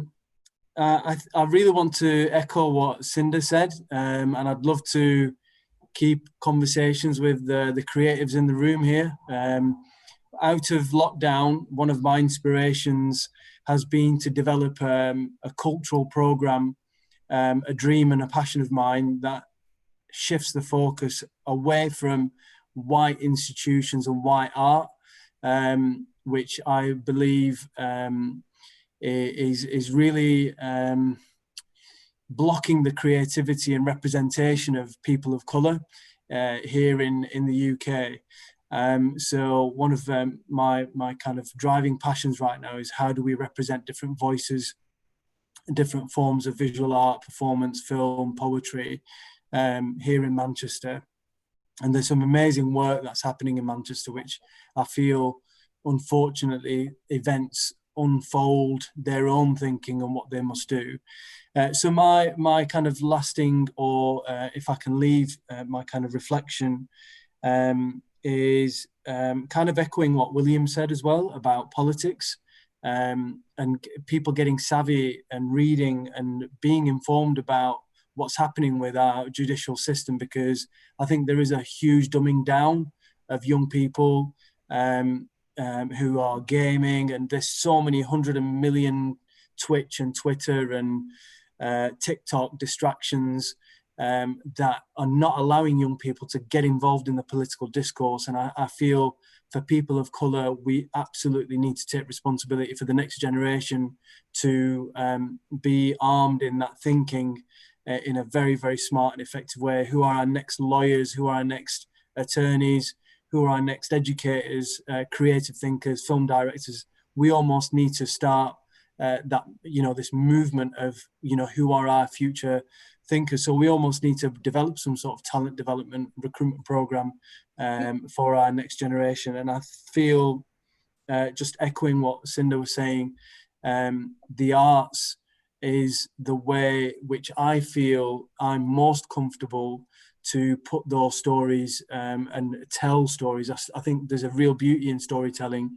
It's a humane, civilization old kind of platform of being able to articulate a narrative of an individual or a collective society. And I do feel that visual arts and performance arts, there are some amazing things that can be shifted, and we need to occupy those spaces which have never been occupied before in the arts. And I think we just need to think in that kind of new way, not outside of the box, but sometimes it's the simplest ideas that can get us very, very far. And it takes an idea to breed and develop and build new ideas. So I'm just going to leave that, we need to be an ideas think tank, not just, I do believe that, there's, again, Cinda was saying we've been protesting for so long. A few other people have been saying we've been protesting for so long. And there's a truth in that. I don't think that can stop, but the protest has got to turn into action. And I believe that people should use their talents and their strengths wisely. That's beautifully said. The form of arts is a form of expression. It's huge. We need to express ourselves. We all need to express ourselves. It's very important. And that's why with being form of arts, expressing yourself, we also need to be informed on how to go about the system and how to make a change in the system, not just by protesting. This is why we actually created this panel, Peace on the Streets Radio, for solutions, to figure out a plan, to figure out where do we go from here. We can't protest forever as long as it has been going, but we also need to stop a lot of the radicals that are going on, and that does come along with protesting. So what do we do from here? We vote. We start within our city. And I have been expressing this from the first time is that a lot of us are weary about the system, about voting, and about how legit it is. And that's why we're losing a lot of the young people. But with having our local officials and people around us that are expressing to you how it works and what the changes they made and how they're doing it, it's really changing the game. And it's really giving the young generation a form of hope that it's possible. And I'll say this, Robert Johnson has put out a proposal for $14 trillion in reparations for African Americans, from slavery. And I think, that mindset can change a lot to balance out the economy. I think that's something that should definitely be looked at. I stand by his proposal. He also mentioned, creating your own independent political party and not going with any of the national parties, Republican or Democrat, and then having that vote in for African American needs. William, I like what you said as far as it starts with the city that you're in. I totally stand for that. But I think that, the proposal, it's a lifting number, but I think if that was something that was done, it would change a lot for African Americans in this country. So, I think that can, trickle down to police brutality and just dealing with law enforcement, because the mindset you know, I've had nephews come to me and say, what do you think about me being a police officer? In a lot of Black communities, being a police officer is something that a lot of Blacks stay away from because of their own survival, you know, in life, you know, because they have to find ways to survive that sort of don't go with law enforcement. Not all Blacks, but a large majority of them.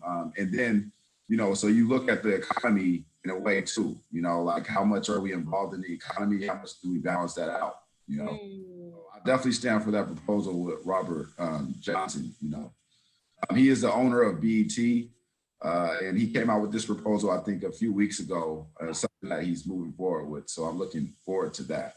Good to know. Actually, we'll look into that. Have not heard of that. And the economy, yeah, huge factor. Dr. Ken, please. So, you know, it's interesting because the doctor thing, when I signed in, I didn't expect to see a title. I just expect to see Ken Wilson. And it's not lost on me as I'm sitting here in my sweatshirt that I am not Dr. Wilson when I walk around anywhere in America. Rizwan, you mentioned Heat of the Night. I actually went to college where they used the downtown in Georgia. And really what, you know, we keep putting the qualifier police brutality, but honestly, I would just use brutality in general. And what really has kind of, I don't say reawakened my PTSD from a young child up until college. I was actually in that town training for soccer. And when I would run, there would be pickup trucks going by and they'd be shouted while I'm running, shouting words that rhyme with the word trigger, if you know what I'm saying. And so when I saw what happened in Brunswick, Georgia, where I went to college, a young man just jogging could have been me 30 years ago.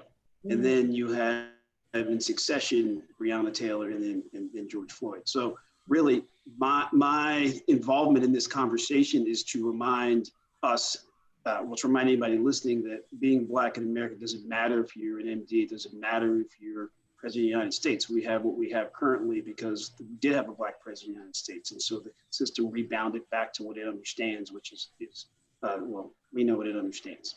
The fact that Ms. Williams mentioned that her father had to be paired with someone that's in the Ku Klux Klan, why that's not a terrorist organization, and yet you can still climb and you can still feel okay to come to the south side of Chicago knowing that you're a blatant racist and be part of something that lynch Black people just speaks to the supremacy of this nation.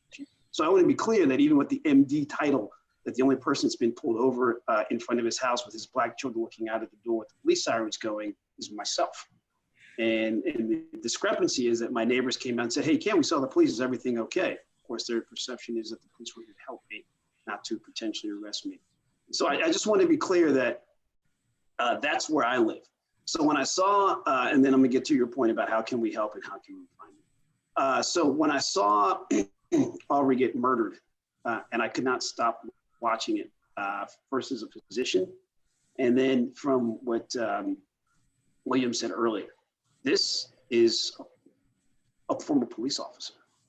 This is a police officer took a videotape because he knew the system was going to vindicate him, that took it to a DA that was going to vindicate him. So it is very hard, I think, for young people to recognize and believe that somehow their voice is going to be heard.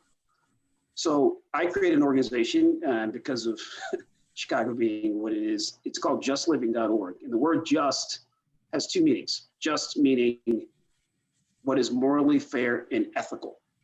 That no one should die while jogging. No one should die as Breonna Taylor sitting in their house. So I created a t-shirt that says #JustJogging, right?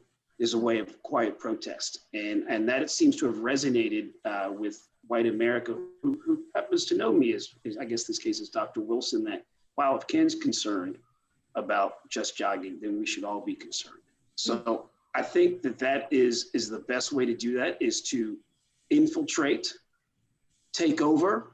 The other way to find me is on the University of Chicago website. I will tell you, we have 4 Black trauma surgeons at the University of Chicago. Nowhere in Black Africa could you find 4 Black trauma surgeons. You clearly can't find it in America. So you better believe that when you interview for we have 1 slot available. So when you interview for a job in the trauma service at the University of Chicago, you're going to see me. And there's certain buzzwords that I'm looking for. And there's certain things that you're going to say that, you know, if you use the word gangbanger, you know, you might as well just turn around and walk out the door because these are kids. So I think we have to control the narrative. I'm no longer apologetic for being, I don't want to say militant, but I'm a colonel in the Army. I guess you can hear my anger coming through. But during my last mobilization, I'm a colonel. The only people that rank me are generals. But people will walk by me to salute my black lieutenants and not salute me. And I would talk to my white lieutenants. I just want you to watch what happens to be what it looks like to be me. And they'll make excuses. Well, your head was down. Well, I got a big eagle on my head and a big eagle on my chest. It's just, we need to make sure that people see us. And I think the love of that is to throw back the tenets that were put together to make this country. Because when you start saying all people were created equal, we have certain inalienable rights. Let's be clear, Congress owned slaves, presidents owned slaves, Supreme Court justices owned slaves. So we need to say, well, yes, that's great, but let me tell you why that's a fallacy. Let me tell you why what happened in Brunswick, Georgia is a fallacy. So the way to do that is to take over, educate, and infiltrate. So again, justliving.org, give it about another 2 weeks when I get some sleep. It's in the final stages, and then University of Chicago website, you can find me as well. We appreciate your time very much so. And silent protesting, infiltrate, I like that, running down these notes. I appreciate that. Rhonda, thank you for your patience. No problem, no problem. I appreciate everything that was said today. I just want to really add that we do have to look at this from a historical perspective, as it was already mentioned, to know the origins of this. The police force and all the other racist systems in this country were started around the time that slavery was present in this country. So we have to remember that, and we have to remember that it's rooted in racism and oppression. And I believe that there's not really a way to reform that. I believe that new systems need to be created. And I also want to say that these conversations that we're having, I've had a lot of conversations like this over the past 5 years. We have to remember that they've been happening already for decades by some of our greatest leaders. You can go back and listen to a speech 50 years ago from Malcolm X, Kwame Ture, formerly known as Stokely Carmichael, and any other of these great leaders. And they've already given us solutions, not only in their speeches, but in books that have been left for us. So it's important for us to also go back and make sure that we're not trying to reinvent a wheel that has already been created for us. And I think that we need to fully understand racism, white supremacy, and how it works. That doesn't mean don't do anything in the meantime, but I think it is important because I think a lot of us are fighting something else. And I think a part of that is because of psychological oppression. And I strongly believe, as somebody coming out of a healing profession, that healing is one of the most important factors in terms of eradicating racism, white supremacy, because so much psychological oppression has been done to us. And until we heal from that psychological oppression, we won't be able to be free or even know what freedom looks like. So I just wanted to add that. And if anybody's interested in contacting me or learning more about what I do, you can find me on Facebook under Rhonda Segment Ra, spelled as it is here. My website for my poetry is rhondaspokenword.com. And for my healing practice is lionheartlifehealing.com. So thank you for having me. I appreciate this. I appreciate everyone on here. And I also want to say to you, Mrs. Davis, I'm so sorry for what you had to go through. And it's my life's work to make sure that that never has to happen again. Thank you.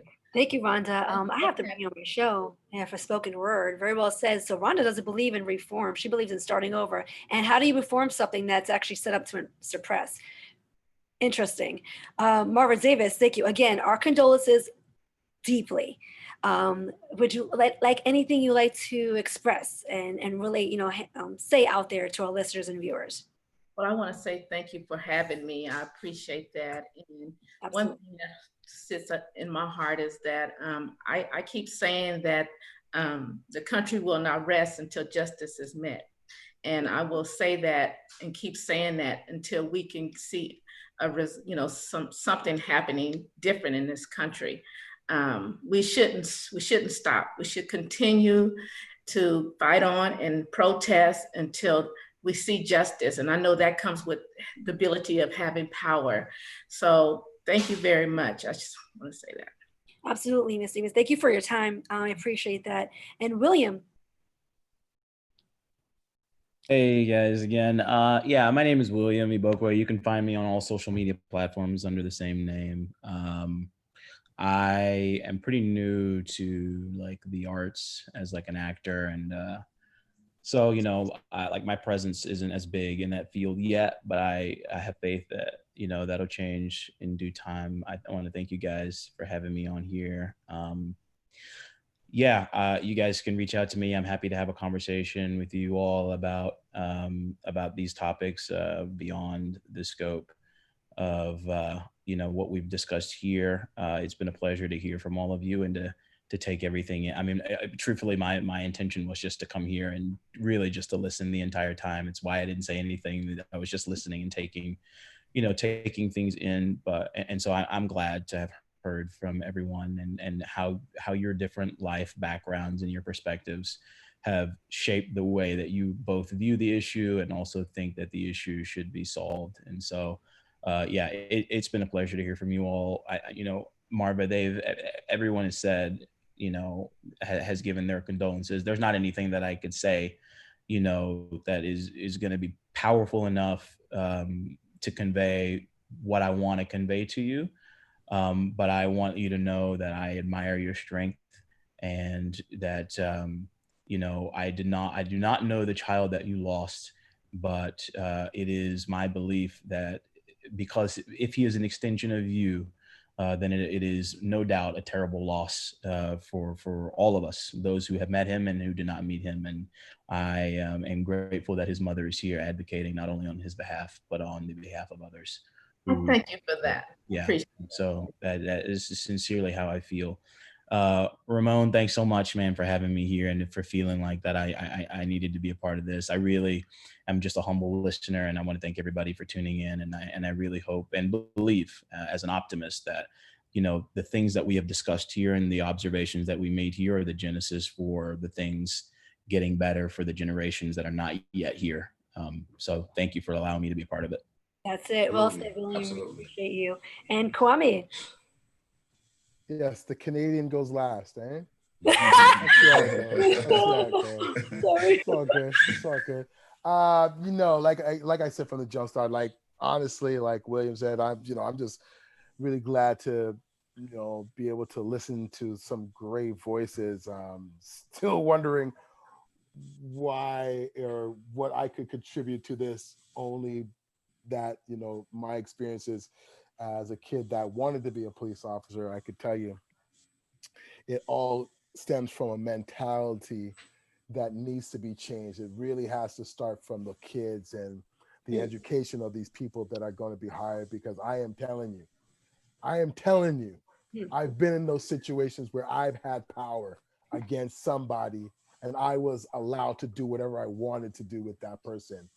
And there was no repercussions. They looked at that person like, well, what did you do? Why did you run? Why did you take? Why did you do? So I know for a fact it's gonna have to start. Well, one place it's gonna have to start is the education of these young men and women that want to be police officers.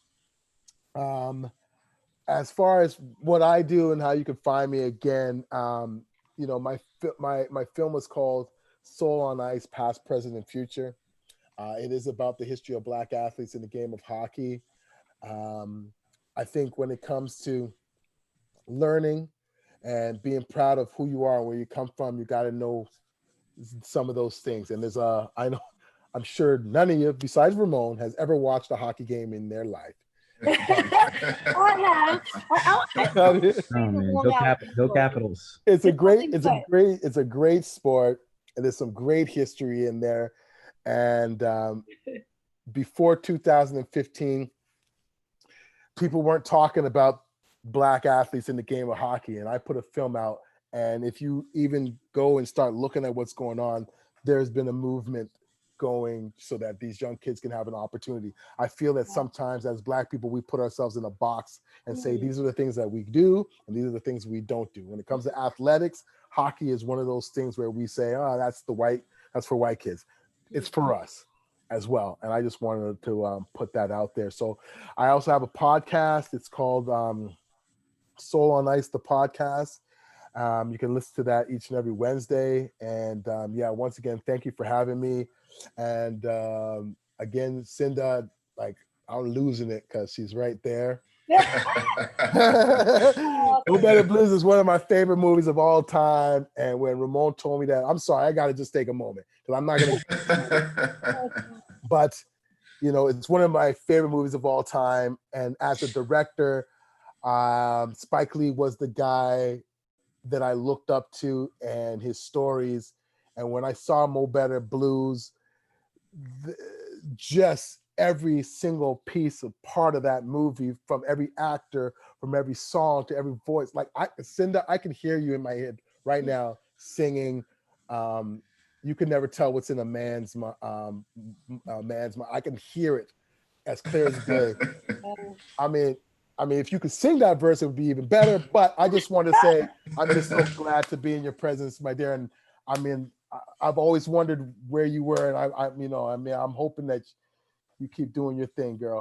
I'm a follow. Yeah. All Sorry. right. We'll talk soon. I hope so. I really hope so.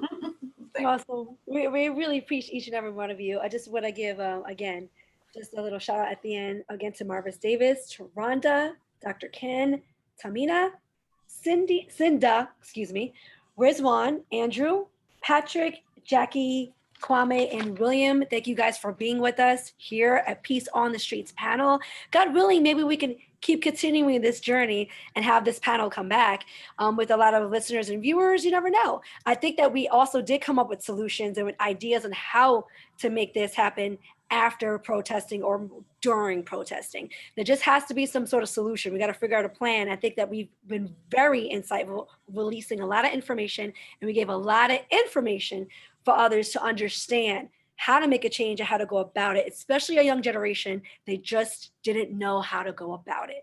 Ramon, please, your closing. Thank you so much for having us all together and bringing us together. And by the way, everybody's handles. I got to follow their work. We're bringing them on the air. Yeah. Thank all of you guys. I think, you guys all come from different walks of life. That's the reason why I brought you guys all here.